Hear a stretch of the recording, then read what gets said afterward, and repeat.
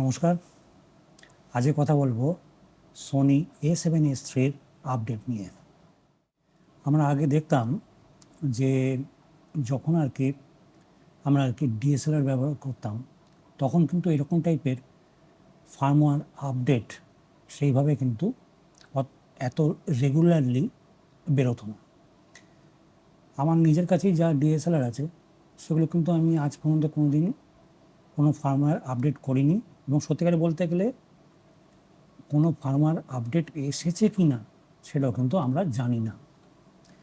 তখন কি হতো যে আমি যে ক্যামেরাটা কিনছি সেটার মধ্যে অলরেডি ফুল ফিচার্ড যাবতীয় সেই প্রাইস রেঞ্জের মধ্যে যা আছে সেটা ওই ক্যামেরার মধ্যে দেওয়া হতো।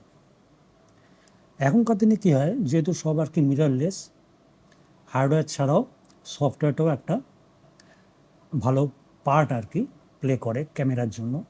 সেই জন্য কিন্তু এটা আমি দেখেছি মিররলেস ক্যামেরায় সফটওয়্যার আপডেটটা কিন্তু খুব ফ্রিকোয়েন্টলি হয়, মানে নিত্য নতুন নতুন ফিচার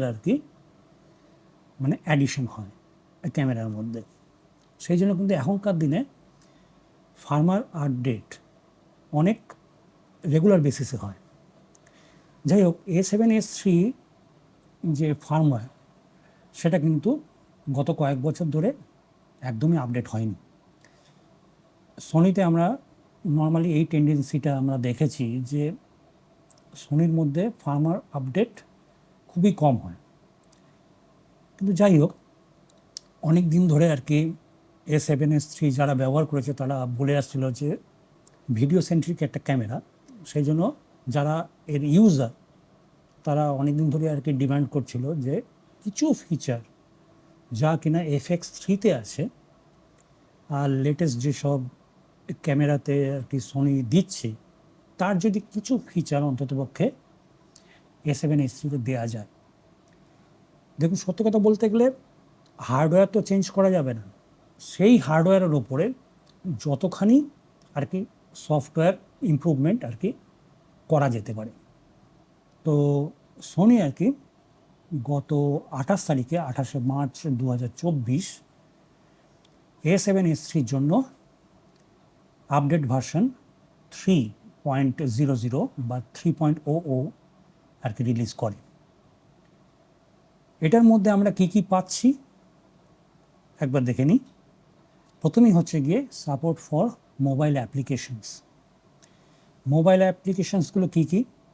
আগে আমরা দেখেছি অন্যান্য যেসব ক্যামেরাগুলো, জাস্ট আগের জেনারেশনের যে ক্যামেরাগুলো ছিল সেটাতে ইমেজিং এজ বলে একটা মোবাইল অ্যাপ ব্যবহার হতো, যা দিয়ে ক্যামেরাগুলোকে কন্ট্রোল করা যেত রিমোট কন্ট্রোলের মতো। সেটা অত ভালো ছিল না। যেমন আমার A7C এখনও পর্যন্ত যদি আমি রিমোটলি কন্ট্রোল করতে চাই মোবাইলের থ্রু দিয়ে, তাহলে আমি ইমেজিং এজ মোবাইল অ্যাপটা দিয়ে আমি করব। কিন্তু ZB-E1 যেটা আমি এখন ব্যবহার করছি সেটা আমি কন্ট্রোল করতে পারি ক্রিয়েটার্স অ্যাপ দিয়ে, যেটা অনেক ইমপ্রুভড। A7S3-তে এই ক্রিয়েটার্স অ্যাপের আপডেট রয়েছে। আগে ইমেজিং এজ ছিল, সেটাকে বদলে ক্রিয়েটার্স অ্যাপ সাপোর্ট এসছে। আর একটা অ্যাপ যেটা সাপোর্ট করছে এখন এটার মধ্যে monitor and control. Monitor and control কিন্তু যেগুলো সিনেমা লাইন ক্যামেরা সেইটাতে ব্যবহার হয়। এটা মেনলি হচ্ছে গিয়ে wireless video monitoring and remote control with large screen and high accuracy.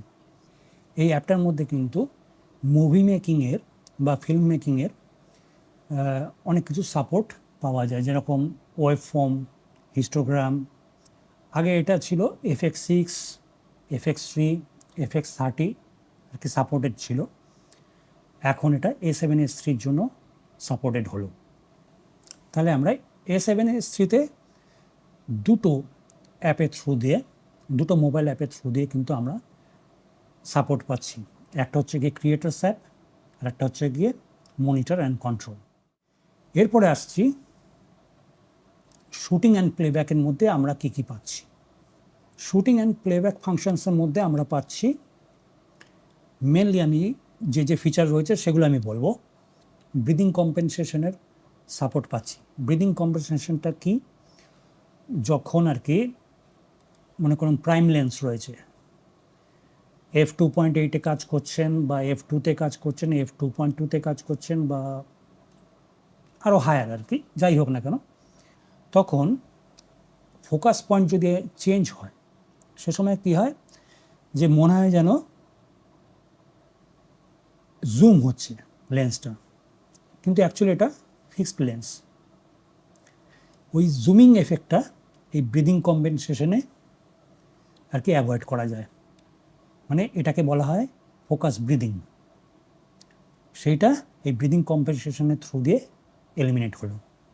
এটাতে কিন্তু মনে রাখবেন একটুখানি ক্রপ হয়, সেটা ডিপেন্ড করে মানে কতখানি সেই লেন্সটা আর কি ব্রিদিং করছে তার উপরে। আর এরপরে আরেকটা যে মেন ফিচার পাচ্ছি এটার মধ্যে, সেটা হচ্ছে কি DCI 4K সাপোর্ট।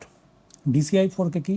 ডিসিআই হচ্ছে গিয়ে ডিজিটাল সিনেমা ইনিশিয়েটিভ, এটা হচ্ছে কি শর্টে DCI।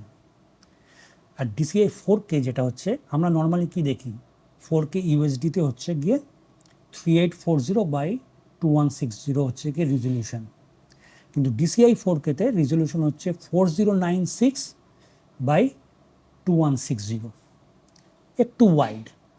আর এটার সাথে পাচ্ছি true 24 FPS frame rate. Normally আমরা ক্যামেরা যখন 24p আর কি সিলেক্ট করি, সেটা কিন্তু ট্রু 24 হয় না, সেটা হচ্ছে কি 23.976 ফ্রেমস পার সেকেন্ড। সেই জায়গায় এখন এক্স্যাক্টলি 24.00 ফ্রেমস পার সেকেন্ড আমরা কিন্তু এটার মধ্যে পাচ্ছি। এখানে আরেকটা পয়েন্ট আমি বলে দিই DCI 4K ব্যাপারে। DCI 4K কিন্তু এই আপডেটটার মধ্যে কিন্তু আপনি পাবেন না। আপনি পাবেন এই আপডেটটা হয়ে যাওয়ার পর একটা আলাদা লাইসেন্স ফাইল আপনাকে ডাউনলোড করে আপনার ক্যামেরায় ইনস্টল করতে হবে। সেটারও প্রসেস এর মধ্যে সব কিছু দেওয়া আছে, স্টেপ বাই স্টেপ যাবেন, কোনো জায়গায় ভুল করবেন না।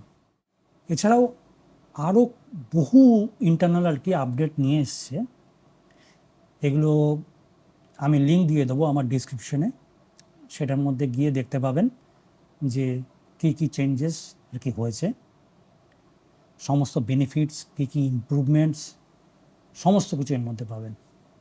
এখানে আরেকটা ব্যাপার খুব ইম্পর্টেন্ট, যে ক্যামেরার মধ্যে আগের ভার্সনে যা যা আপনার সেটিংস সেভ করা ছিল ইন্টারনালি ক্যামেরার মধ্যে, সেগুলো কিন্তু সব হাওয়া হয়ে যাবে। তার কারণ হচ্ছে যে এই ভার্সনটা, এই যে আপডেটটা, এটা কিন্তু কমপ্লিটলি ইন্টারনাল সফটওয়্যার চেঞ্জ করে দেবে। এটা বলতে পারেন যে মনে করুন আপনার কম্পিউটার বা ল্যাপটপে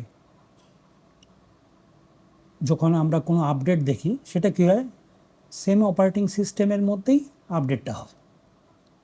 মনে করুন উইন্ডোজ 10 থেকে নিয়ে উইন্ডোজ 11-এ গেলে, আবার উইন্ডোজ 11-এ নানান টাইপের আপডেট এলো, সেরকম। ঠিক আছে, এই আপডেটটা কিন্তু সেরকম নয়।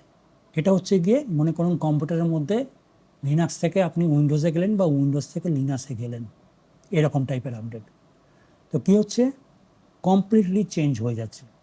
সেই জন্য এই ক্যামেরা কিন্তু আপনি আগের ভার্সনে যাবতীয় সেটিং যা রেখেছেন, স্টোর করেছেন, সেগুলো কিন্তু সম্পূর্ণ মুছে যাবে। আপনাকে আবার নতুন করে সমস্ত রকম সেটিং আপনাকে আবার করতে হবে। শেষ করার আগে দুটো পয়েন্টে কথা বলে নিতে চাই। সেটা হচ্ছে গিয়ে এই আপডেটটা শুধুমাত্র অপারেটিং সিস্টেম স্পেসিফিক। যেহেতু এখানে হার্ডওয়্যারে কোনো রকম চেঞ্জ নেই, কিছু কিছু জিনিস আছে যেগুলো আপনারা এই ক্যামেরা কিন্তু পাবেন না। প্রথম হচ্ছে গিয়ে AI অটোফোকাস। এখনকার সোনির ক্যামেরায় এই AI অটোফোকাস একটা নিউ ফিচার, যেটা কিন্তু এখনকার সমস্ত ক্যামেরাতেই আসছে, যেমন ZV-E1, Alpha 6700। আর একটা ফিচার রয়েছে, সেটা হচ্ছে গিয়ে লাট ইমপ্লিমেন্ট করা ইন্টারনালি। যেহেতু হার্ডওয়্যারে কোনো রকম চেঞ্জ হচ্ছে না, সেই জন্য কিন্তু এই আপডেটে A7S3-তে এই লাট ইমপ্লিমেন্টেশনের কোনো রকম অপশন নেই। তাহলে দুটো অপশন পাচ্ছেন না। কি কি? এআই অটোফোকাস পাবেন না, দ্বিতীয় লাট ইমপ্লিমেন্টেশন পাবেন না। তাহলে ভিডিও এখানেই শেষ করছি। ডিসক্রিপশনে আমি আপডেটের লিঙ্ক দিয়ে রাখবো, যাদের A7S3 আছে তারা সেখান থেকে আর কি সফটওয়্যার ডাউনলোড করে আপডেট করতে পারেন। একটা কথা বলে দিচ্ছি, খুব ভেবে চিন্তে সাবধানে ধীরে সুস্থে আপডেট করবেন। অনেক লম্বা প্রসেস, জটিল প্রসেস। ভিডিও এখানে শেষ করছি, আবার দেখা হবে। নমস্কার।